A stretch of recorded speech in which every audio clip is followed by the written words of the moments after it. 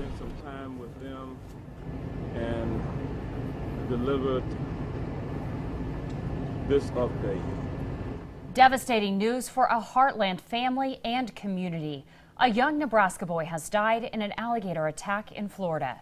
Good evening, I'm Mallory Maddox. And I'm John Nicely. Happening locally live at 5. Their family was simply enjoying their Disney vacation walking on the beach when an alligator grabbed a 2-year-old boy and dragged him away. The family is from Elkhorn, and our Lena Tillett has been talking with them today. Lena, what do we know so far? John and Mallory, breaking new details tonight. Florida officials say the body of that 2-year-old boy from Elkhorn that was dragged into a Florida pond by an alligator has been found after more than 15 hours of searching for him. This is just a heartbreaking conclusion for this family from our area after they were just 3 days until their Walt Disney vacation. A devastating end for an Elkhorn family. Parents Matthew and Melissa Graves' 2-year-old son Lane's body has now been found after being dragged into a Walt Disney World pond by an alligator. At about 3:30 today, we recovered the remains of the 2-year-old from the water, and that body has now been turned over to the Orange County Medical Examiner's Office for an autopsy.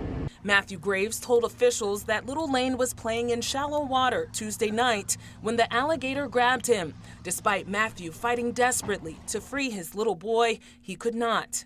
Throughout the night and this afternoon, the massive search team of local law enforcement, Disney World officials, and a wildlife team held out hope the search could still be a search and rescue. It then evolved to a recovery mission, combing the Seven Seas Lagoon in the water and above, and a dive team scouring the floors. The Orange County Sheriff's Office says that dive team located the boy not far from where he was taken.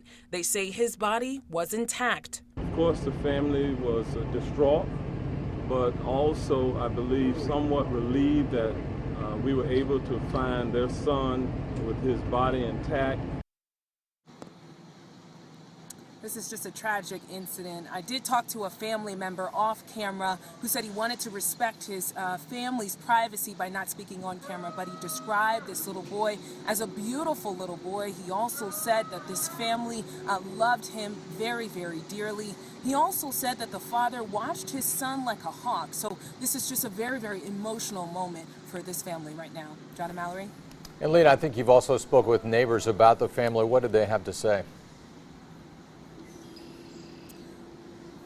Well, John, this neighborhood has a lot of small children, so the 2 neighbors that I spoke to said that the children would play with the Graves children. They were absolutely devastated to hear this news this morning. All of them had tears in their eyes. They just couldn't believe that something this tragic could happen when the family was just on a vacation to Walt Disney World. John and Mallory? Heartbreaking day for our entire community. That's Lena Tillett reporting live. And Florida officials say that they had to euthanize 5 alligators during the search to see if any remains might be inside them. None were. Disney says they are proactive about monitoring alligators. NBC News has learned that there were no warning signs about alligators on the property near that pond, but there are no swimming signs. You can expect continuing coverage, including how you can help the family, in our next newscast live at 6 and on the nightly news with Lester coming up at 5:30.